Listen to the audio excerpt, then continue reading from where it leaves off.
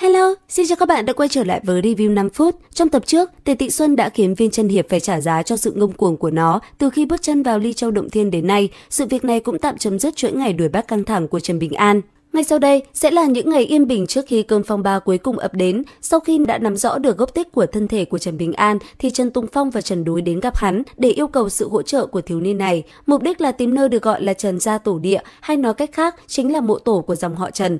Trần Đối đưa ra tiền công là một túi kim tinh tiền đồng, còn Nguyễn Tú thì ra hiệu cho Trần Bình An rằng việc này cực kỳ quan trọng với hai người kia nên có thể thoải mái chặt chém, dù lấy công là 2 túi kim tinh tiền đồng cũng rất hợp lý.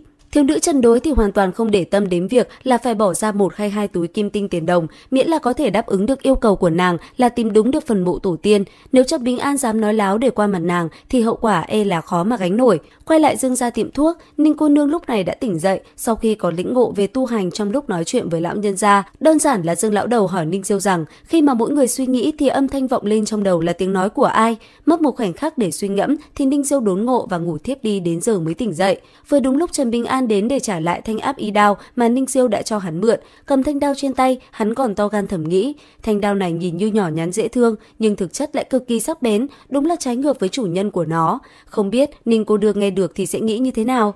Lại thêm Dương lão đầu ở bên cạnh nói xen vào, nhà đầu yên tâm, trong lúc ngươi ngủ thì tiểu tử này không dám làm gì đâu, đúng là có gan suy nghĩ mà không có gan hành động. Trần Bình An nghe vậy thì vội vàng bào chữa, Ninh cô nương đừng nghe Dương gia gia nói bừa, dù chỉ là ý niệm thôi ta cũng không có. Như thế này thì khác gì chê con gái nhà người ta không đủ xinh đẹp để khiến mình bị rung động cơ chứ. Ninh Diêu nghe câu này xong mà vẫn còn nhịn được thì quả thật là tu tâm đã có tiến bộ rất lớn rồi. Tiếp tục chuyển cảnh đến Tống Tập Tân, sau khi chuyển hết đồ đạc mà hắn cảm thấy có giá trị nhất lên xe ngựa để chuyển đi thì bây giờ hắn cùng chị Khuê đang trên đường rời khỏi nơi đây rồi. Tống Trường Kính đã truy ra rõ ràng nguồn gốc xuất thân của Trần Bình An rồi. Tất cả những gì phát sinh xung quanh Tống Tập Tân từ khi ở Nê Bình ngõ hẻm cho đến hiện nay đều được ghi chép rõ ràng và chi tiết. Kể cả là ra ngoài vào lúc nào, mua gì, mua hết bao nhiêu, trong lúc đó nói chuyện với những ai, nói những gì vân vân và mây mây đều được ghi lại hết. Mà càng rõ ràng như vậy thì càng khó hiểu tại sao Trần Bình An lại trở thành tâm ma của Tống Tập Tân được. Vậy là Tống Tập Tân chậm rãi kể lại chuyện ngày xưa, hắn nhớ được ấn tượng đầu tiên của hắn về Trần Bình An là sự khó hiểu. Tại sao một kẻ nghèo đến không thể nghèo hơn, từ đầu năm đến cuối năm cũng không ăn nổi một xông mứt quả mà ngày ngày đều tươi sáng như vậy. Cảm giác như ngày hôm sau thức dậy thì tên nhãi danh này còn phấn chấn tinh thần hơn ngày hôm trước. Đấy là còn chưa nói đến Trần Bình An là một đứa trẻ bị người đồng trang lứa xa lánh. Một kẻ mà không tiền, không cha mẹ, không họ hàng thân thích, không hợp với đồng trang lứa thì tại sao lại có được một cuộc sống luôn hướng lên như thế cơ chứ? Trong suy nghĩ của Tống Tập Tân thì hắn thấy người trong hoàn cảnh của Trần Bình An thì phải luôn luôn tự ti, uất ức thì mới là hợp lý. Còn bản thân hắn lại là một người không lo ăn, không thiếu mặc, muốn gì có đấy, tất nhiên là có thể thoải mái cầm đầu những người đồng trang lứa. Chẳng mấy chốc mà Tống Tập Tân trở thành hài tử vương, trẻ trâu nhất xóm, trở thành lão đại của đám lít nhít trong tiểu trấn. Tất nhiên là chỉ đối với con cái của người sống trong những ngõ hẻm như là Hạnh Hoa, Nhị Lang, Nê Bình, Kỵ Long mà thôi. Con nhà nghèo đi theo Tống Tập Tân cũng là vì dễ dàng có được kẹo ăn, được hưởng lợi từ tiền bạc của hắn, chứ gọi là thân thiết thì thật sự đến một người cũng không có.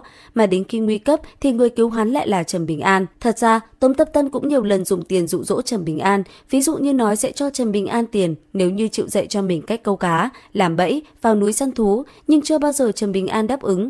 Nguyên nhân rất đơn giản là Trần Bình An cảm thấy những thứ đó hắn có thể dạy Tống Tập Tân miễn phí. Mà Trần Bình An càng sáng sủa và vô tư bao nhiêu thì Tống Tập Tân khi tiếp xúc với hắn lại càng tự ti về bản thân và vặn vẹo về tâm tính bấy nhiêu. Đó chính là lý do mà Tống Tập Tân lừa dối Trần Bình An, khiến hắn vi phạm lời hứa với mẫu thân. Cuối cùng thì nhân quả tuần hoàn, Trần Bình An lại trở thành tâm ma không thể giải, không thể vượt qua của Tống Tập Tân.